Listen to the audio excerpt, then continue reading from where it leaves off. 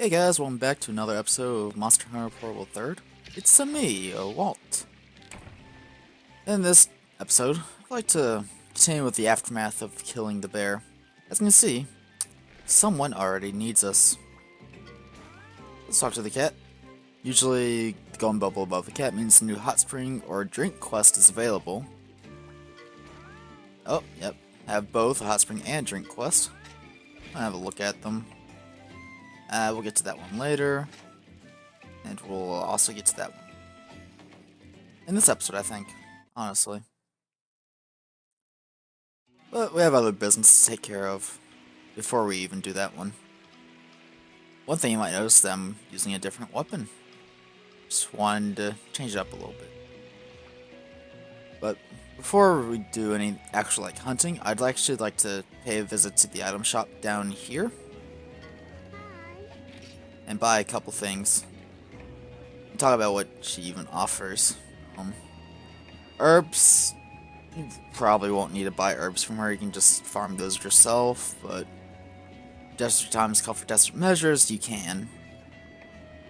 Potions, you'll probably buy a lot from her, honestly.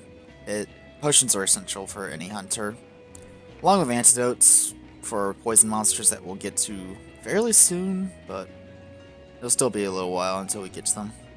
Whetstones, if using a melee weapon, you're going to want them. Cool and hot drinks are used for very extreme environments, which we'll get to very soon. But one of the things we're going to want to pick up is a pickaxe. Usually you'll want the better pickaxe, as they'll be less likely to break, although they are more expensive. And then the other item I want to pick up are bug nets, which are also very useful. Both pickaxes and bug nets are used to gather more items in the field. Very much a necessity for any hunter. Now, another thing I'd actually like to do is go into the house and look at that bookshelf thing. Because a few episodes back, something was added to it, and I didn't even know this was here until just recently. So, this is a feature that's in many other Monster Hunter games, where you can look at all the tutorial messages, all the cutscenes that I've played so far in the game. Oh, whoa, spoilers.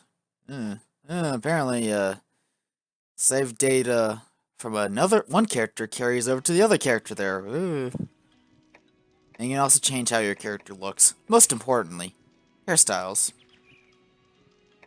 There's an issue with this. It's brown and not purple. Needs to be purple. Obviously, the most important feature. Want to be a dark purple, kinda. There we go. Now you're looking like Josuke from JoJo's Bizarre Adventure. Ah, yeah. Now, last episode, I'd said I'd talk about capturing a monster, so this will be like the one and only instance you'll actually see me repeat a quest, but I know for sure you get trap materials in this quest, and I don't really want to use my very few materials to craft a trap. So, let's go ahead and take on the bear again.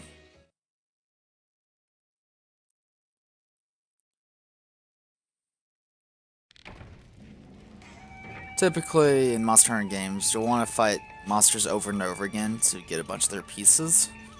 So, usually if you're looking for a piece of equipment, it's usually a good idea to fight a monster over and over again. So you can get their armor, their weapons, etc. Also, I don't remember respawns. Because another thing I like to mention is that even though a monster may spawn in one area for a cutscene, doesn't necessarily mean that a monster will spawn there all the time.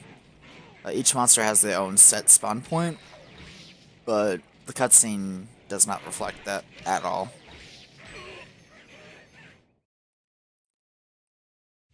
I believe... Oh, he does start in 6.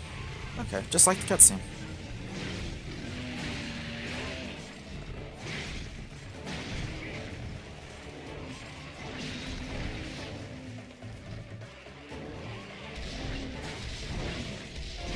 Now, when you're capturing monsters, there's no real need to go super easy on them. Because, like, unless you're kicking their butts too much, you'll know when they're capturable.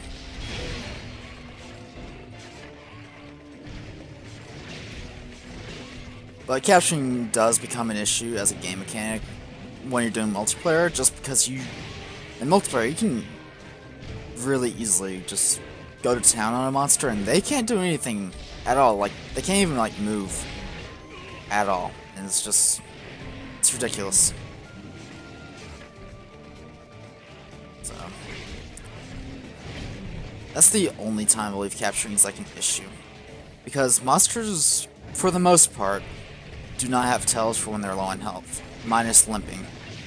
But a monster needs to move to limp, so hence the whole online capturing problem.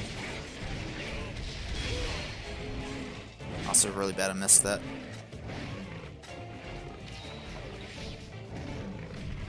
I've also given it more thought, and I honestly should eventually go into the different weapon types, but I think I'll do that much later on in the game, when I have a lot less game mechanics to talk about, so...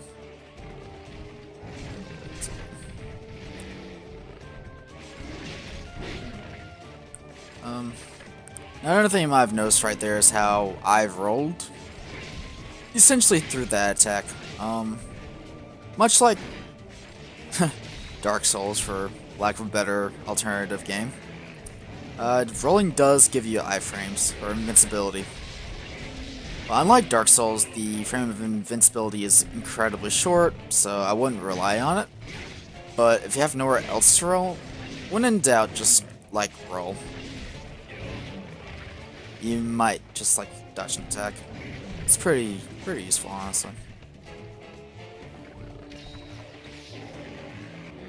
He's an angry bear. And of course, I'm still dumb and forgot healing items, so I hope I don't get hit too much more.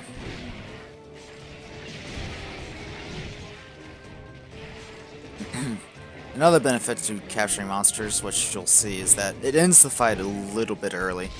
So if you're running low on supplies and you have traps and trank bombs on you, it's usually ideal to capture monsters.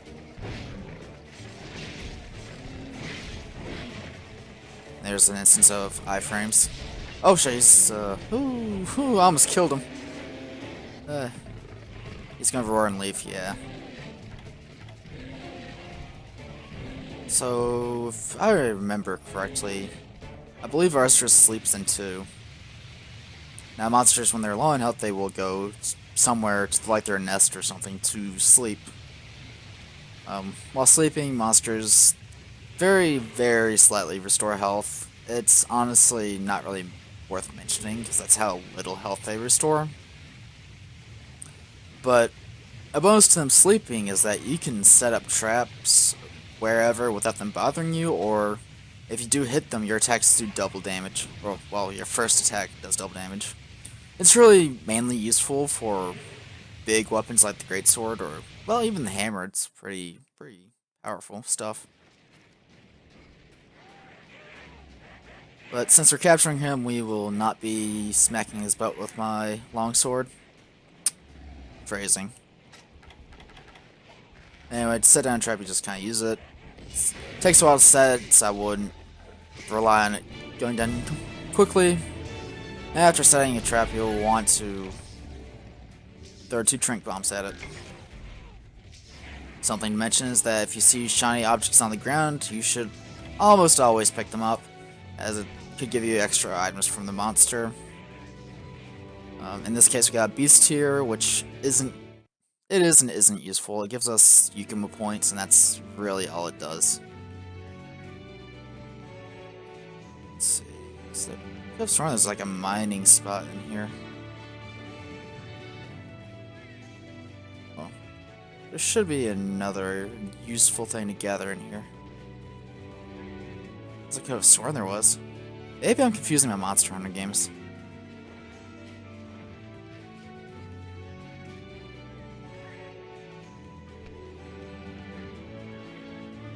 gather here? Yeah, I can.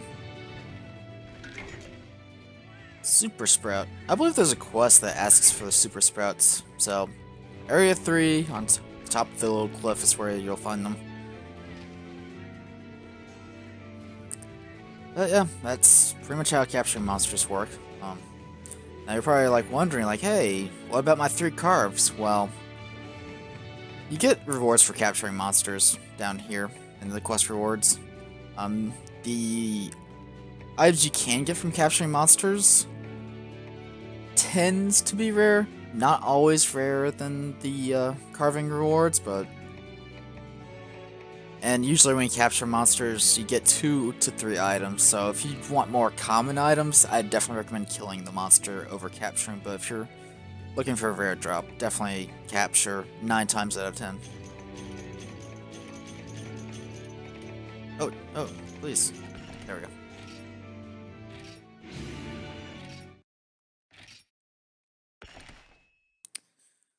Alrighty then. So I'm gonna do routine stuff, and I'll be right back. And we're back from farming and updating my inventory. Dang, does this purple pumpkin look great. So glad I changed it. Anyway, time to kill another bear. You might want to get more drinks, right? Get drunk off of feline stuff. Also, I want to point out that this time I am remembering healing items, just in case. And sharpening items, just in case I somehow run out of those.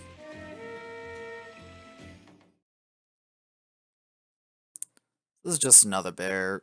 There's nothing different about it. Though it is at nighttime, if you count that as different. Also, I'm really better not right now of healing items. So, since this Arzorus is a quote-unquote multiplayer Arzorus, he will have more health than the one in the village. So we'll be here for a little while. I'm just slicing away at him.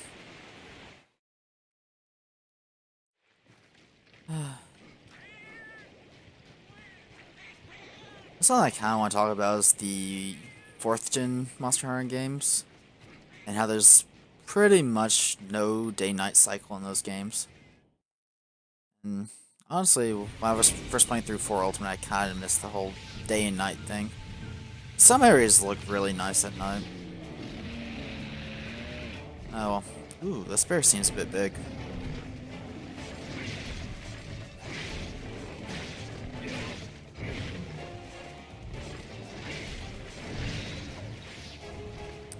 Another thing that I don't think I mentioned when we were first fighting this guy is that monsters, or at least the large monsters, take different amounts of damage depending on which part you hit. So for Arzorus, the weakest point on him is his head, but since that's really hard to reach 9 times out of 10, his butt is like the 2nd best spot by far. But if you're trying to go for maximum damage, do not go after the arms, because typically parts that you bounce off of also are basically armor points for the monster. That'll happen sometimes, by the way, where you just attack a monster and then you just leave accidentally. That's always fun. Oh, hi. Jesus.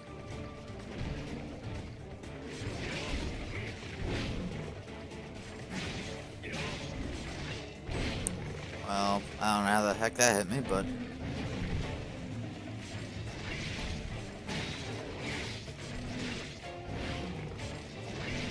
Oh, I wasn't expecting the double slap. What are you, Jigglypuff?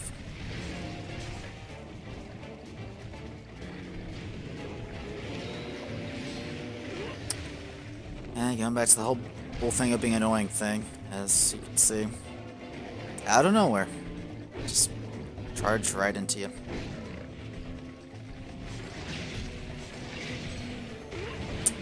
Case in point, number 2. Sometimes the best strategy about Bullfango is to just target them specifically.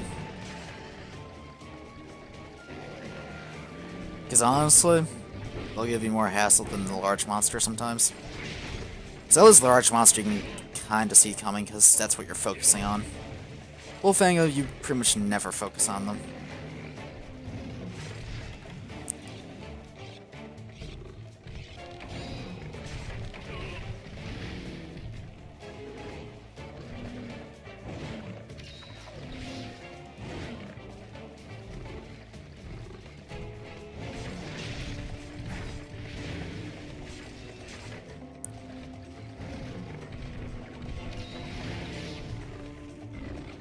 You know, fighting 3 bears in a row might make the game seem repetitive, but due to how the combat works, Monster Hunter isn't really repetitive at all, or at least not for a while. Just because the combat's fun.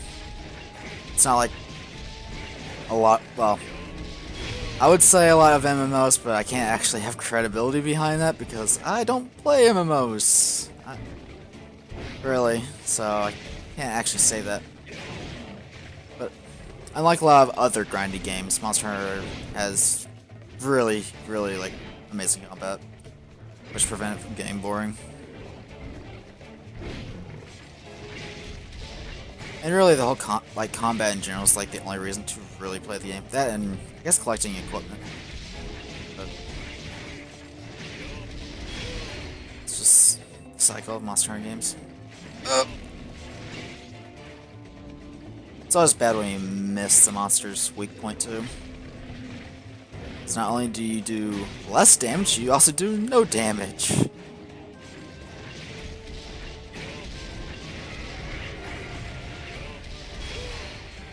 Yes, that's another thing to mention. If you know you can hit a certain part of a monster, and you're unsure if you can hit like the weak point, it's usually best to just play it safe. Especially if you're just learning the monster. Just focus on hitting the monster and not getting hit before you start targeting certain parts of the monster. Definitely want to spend any first hunts with any monster just learning the guy. Not doing anything fancy like breaking any parts or hitting his head for massive damage. Will this take me out of the area? I don't think so. Yes, it will. Never mind.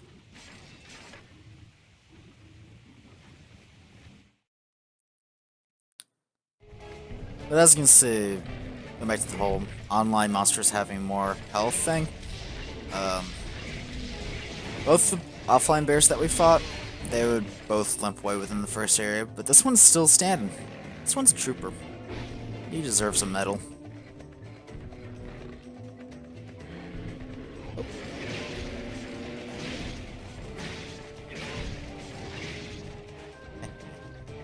Ow. Ow.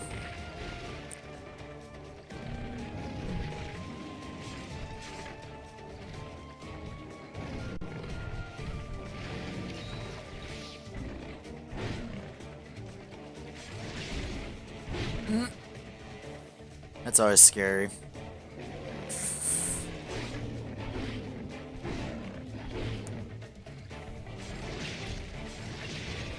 Ooh.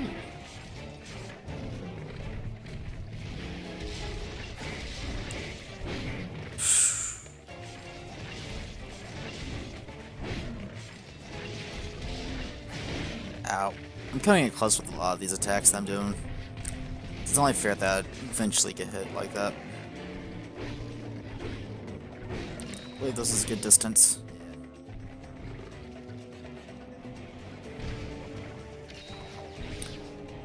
I always gotta be careful when using healing items because you do not use them instantly and you cannot immediately move after using them. So that's the unfortunate part about healing items in this game. It's because you have to do that flexing motion. Also, I need to stop trying being cool and rolling through stuff. I should always take the safe approach.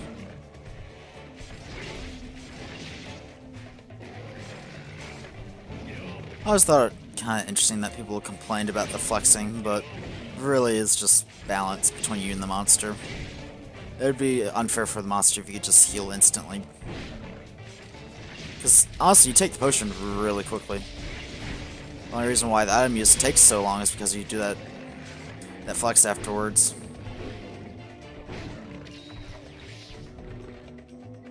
It's just so that you can...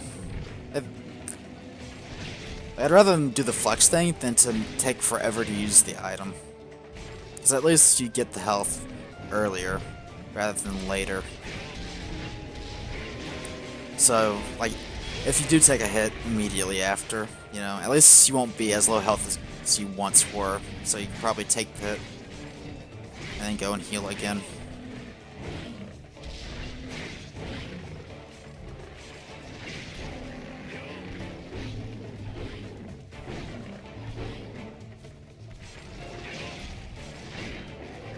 Sorry, I'm sorry. Ugh.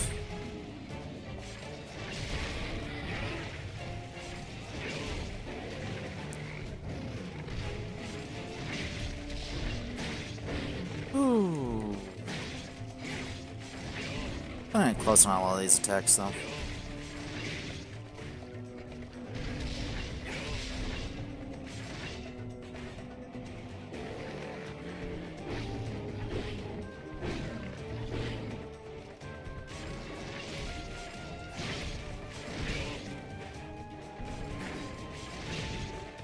Please limp. Really? He's not limping yet? Dang. This guy really is a trooper. I may avoid going after the online quest for a little while until I get actually good weapons. Maybe this was a mistake. Especially since I won't be drinking drinks much for a while. Yeah, I guess you could walk into the wall. I don't mind. Also love messing with that attack.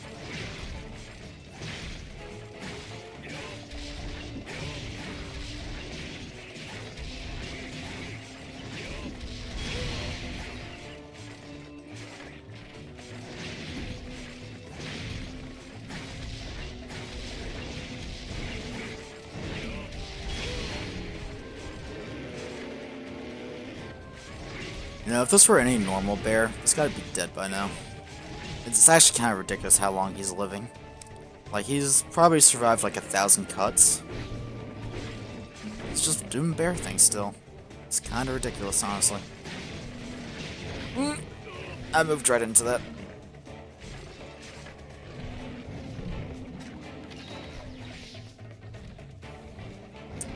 Now I'm getting to my own supply of healing items. That's never good.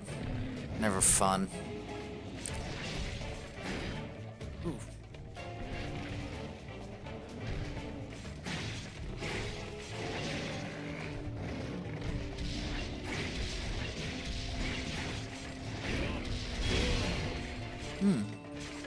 I'm surprised I didn't get hit there.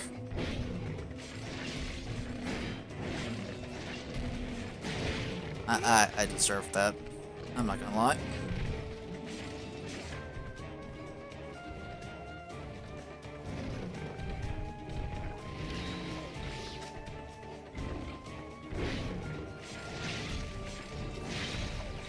Oh, thank God he's limping. Man. Where do you think you're going? Oh, I think he wait, what? Did I change his mind? Did I make him change his mind? It's like... Did I hit his head a little too hard? I kind of like lost a few brain cells. Also, I really need to sharpen.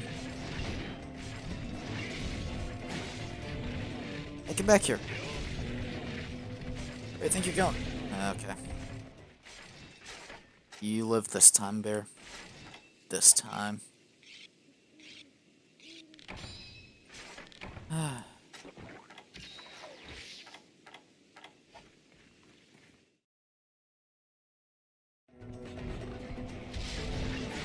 Oh. Alright. Just go ahead and attack nothing.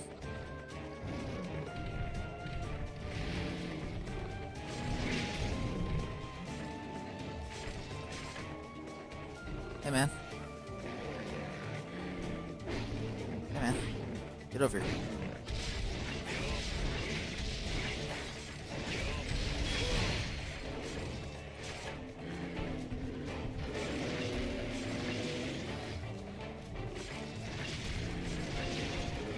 I thought he was attacking, but he's just getting angry.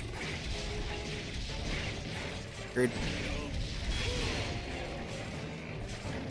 He almost got me. He really wants to hump me. However, it is I who killed him, so he won't never hump me again. I still never understand Arzorus' grabbing animation. It's easily the weirdest grabbing animation in the entire game.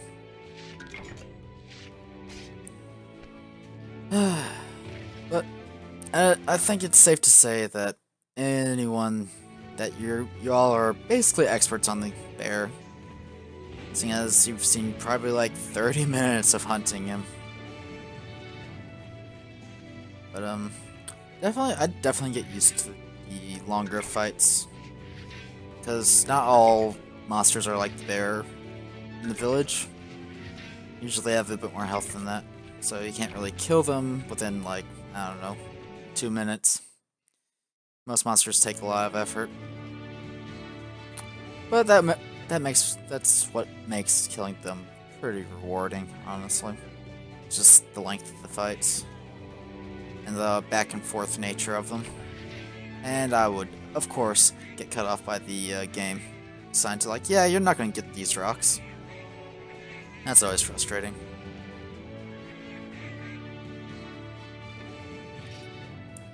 Of course, I would not recommend early on if you're purely going into the game solo. I would not recommend doing the online quests early on, except the drink or hot spring quests, because those do help you out a lot, especially the hot spring ones. Just because you don't get any extra rewards for doing what is basically twice as much work. Especially early on, since your weapons are hot garbage. It's not worthwhile. However, I do believe that's going to do it for today's episode. So, be back next time when we fight another monster. Hope you guys have a good day. Later.